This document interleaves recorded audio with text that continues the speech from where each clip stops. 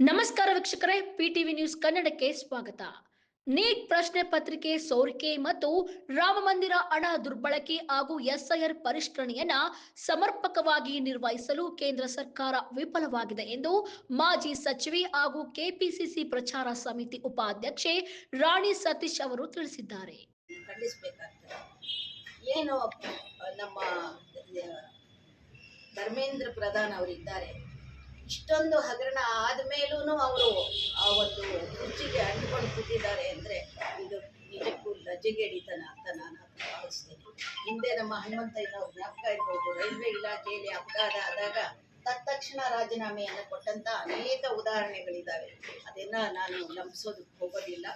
ಇಂಥ ಪ್ರಕರಣದಲ್ಲಿ ವಿದ್ಯಾರ್ಥಿಗಳ ವಿಚಾರದಲ್ಲಿ, ಅದರಲ್ಲೂ ಶಿಕ್ಷಣದ ವಿಚಾರದಲ್ಲಿ ಇಷ್ಟು ಗೊಂದಲವನ್ನು ಮಾಡಿ ಈಗ ಬಹುಶಃ 10 ವರ್ಷಗಳಲ್ಲಿ 152 ಪ್ರಕರಣಗಳು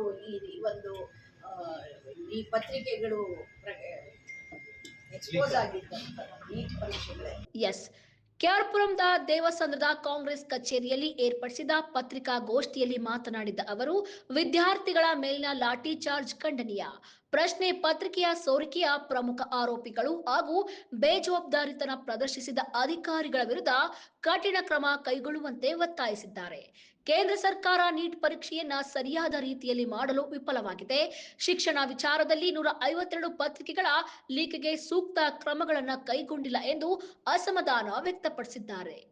ಬೆಂಗಳೂರು ಪೂರ್ವ ಜಿಲ್ಲಾ ಅಧ್ಯಕ್ಷ ಡಿಕೆ ಮೋಹನ್ ಮಾತನಾಡಿ, ತಪ್ಪಿತಸ್ಥರ ವಿರುದ್ಧ ಸೂಕ್ತ ಕ್ರಮಗಳನ್ನು ಕೈಗೊಳ್ಳಬೇಕು ಹಾಗೂ ವಿದ್ಯಾರ್ಥಿಗಳ ಮೇಲಿನ ಪ್ರಕರಣಗಳನ್ನು ಹಿಂಪಡೆಯಬೇಕು. ಲಾಠಿ ಚಾರ್ಜ್ ಮೂಲಕ ಯುವ ಪೀಳಿಗೆಯನ್ನ ಹತ್ತಿಕ್ಕುವ ಕೆಲಸ ಮಾಡ್ತಾ ಇದೆ. ರಾಮ ಮಂದಿರ ಹಣ ದುರುಪಯೋಗ ವಿಚಾರದಲ್ಲಿ ಅಮಾಯಕರನ್ನ ಬಂಧಿಸಿದ್ದು ಪ್ರಮುಖ ಆರೋಪಿಯನ್ನ ಬಂಧಿಸುವ ಕಾರ್ಯ ಮಾಡಿಲ್ಲ ಎಂದು ಅಸಮಾಧಾನ ವ್ಯಕ್ತಪಡಿಸಿದ್ದಾರೆ.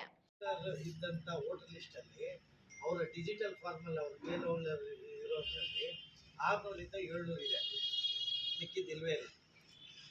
ಅಡಿಷ್ನಲ್ ಶೀಟಿಗೆ ಏನಿತ್ತು ಮುಂಚೆ 2002 ಅವೆಲ್ಲ ಡಿಜಿಟಲ್ ಫಾರ್ಮಲ್ಲೇ ಇಲ್ಲ. ಈಗ ಅದನ್ನು ಇವ್ರ ಹತ್ರ ಹೋಗಿ PDF ಇವಾಗ ಹಾರ್ಡ್ ಕಾಪಿ ಇದೆಯಲ್ಲ, ಹಾರ್ಡ್ ಕಾಪಿ ಆಗಿ ವೋಟರ್ ID ಕಾರ್ಡ್ ಎತ್ಕೊಂಡು ಹೋಗಿದ್ದು ಅದನ್ನ ಮ್ಯಾಚ್ ಮಾಡೋದ್ರೆ ಮ್ಯಾಚ್ ಆಗೋದಕ್ಕೆ ಅದು ಸಿಗ್ತಾನೆ ಇಲ್ಲ. ಇದು ಪ್ರಾಬ್ಲಮ್ ಬೇಸಿಕ್ಕಾಗಿ. ಸೊ ಇದು ಯಾರು ಮಾಡಬೇಕಾಗಿತ್ತು, ಇದನ್ನು ಫಸ್ಟು ಅಪ್ಡೇಟ್ ಮಾಡಿ, ಈ ಅಡಿಷ್ನಲ್ ಲಿಸ್ಟೆಲ್ಲ ಅಪ್ಡೇಟ್ ಮಾಡಿ ಡಿಜಿಟಲ್ ಫಾರ್ಮ್ ಅಂತಂದು ಆಮೇಲೆ ಮಾಡಬೇಕಾಗಿತ್ತು. ಅದೇ ಈಗ ಸಿಗ್ತಾ ಇಲ್ಲ, ಅದೇ BLO ಹತ್ರ ಇಲ್ಲ, ಹೇಗೆ ಮ್ಯಾಚ್ ಮಾಡ್ತಾರೆ? ಇದನ್ನು ನಾವು ಸುಮಾರು ಸತಿ ಕನ್ಸರ್ನ್ಡ್ ಅಫಿಷಿಯಲ್ ಹತ್ರ ಕೇಳಿದ್ದೀವಿ. ಕೇಳಿದಾಗ ಅವ್ರೇನು ಹೇಳ್ತಾರೆ, ಅವ್ರಿಗೆ ಫಸ್ಟ್ ಸರಿಯಾದ ಮಾಹಿತಿ ಇಲ್ಲ. ಇವರು ನನ್ನ ಕೇಳ್ತಾ ಇದ್ದಾರೆ, ನಮ್ಮ ಕಮಿಷನರ್ನೇ ಅವತ್ತು ಒಂದು ಸಬ್ ಮಿನಿಸ್ಟರ್, ನಮ್ಮ ಇನ್ಚಾರ್ಜ್ ಮಿನಿಸ್ಟರ್ ಆಫೀಸಲ್ಲಿ ಅವ್ರ ಕರೆದು ಕೇಳಿದಂಥ ಅವ್ರೇನು ಹೇಳ್ತಾರೆ, ಅದು ಕೊಟ್ಟರೆ ಸಾಕು, ನಾವು ಎಂಟ್ರಿ ಮಾಡ್ಬಿಡ್ತೀವಿ. ಎಂಟ್ರಿ ಮಾಡೋದಕ್ಕೆ ಆಗೋದಿಲ್ಲ, ಅಪ್ಲೋಡೇ ಆಗೋದಿಲ್ಲ, ಡಿಜಿಟಲ್ ಫಾರ್ಮಲ್ಲಿ ಇರೋದು. ಸೊ ಇದು ಪ್ರಾಬ್ಲಮ್ ಒಂದು. ನೆಕ್ಸ್ಟು ಆ ಅಪ್ಲಿಕೇಶನ್ ಇದೆಯಲ್ಲ, ಎಷ್ಟು ಜನಕ್ಕೆ ಅರ್ಥ ಆಗ್ತದೆ ಅಪ್ಲಿಕೇಶನ್ ಫಿಲ್ ಮಾಡೋದಕ್ಕೆ? ಪಾಪ ಅವಿದ್ಯಾವಂತರು ಎಷ್ಟು ಜನ ಇದ್ದಾರೆ ನಮ್ಮ ರಾಷ್ಟ್ರದಲ್ಲಿ, ನಮ್ಮ ಭಾಗದಲ್ಲಿ ಎಷ್ಟು ಜನ ಅವಿದ್ಯಾವಂತರಿದ್ದಾರೆ. ಆ ಬಡತನದಲ್ಲಿ ಇರೋರು ಕೂಲಿ ಕಾರ್ಮಿಕರಿಗೆ ಹೇಗೆ ಮಾಡೋಕ್ಕಾಗ್ತದೆ? ಯಾರು ಸಪೋರ್ಟ್ ಮಾಡ್ತಾರೆ? BLO ಅಪ್ಲಿಕೇಶನ್ ಫಾರ್ಮ್ ಫಿಲ್ ಮಾಡಂಗಿಲ್ಲ ಅಂತ ಹೇಳ್ತಾರೆ, ಅವ್ರಿಗೆ ಗೈಡ್ಲೈನ್ಸ್ ಇದೆ. ಇನ್ಯಾರು ಮಾಡ್ಕೊಡೋದು? BLA2 ಎಷ್ಟು ಮಾತ್ರ ಎಕ್ವಿಪ್ ಆಗಿದ್ದಾರೆ? ಎಷ್ಟು ಜನ ಅವ್ರ ಕೆಲಸ ಕಾರ್ಯಗಳು ಬಿಟ್ಟು BLA2 ಬಂದು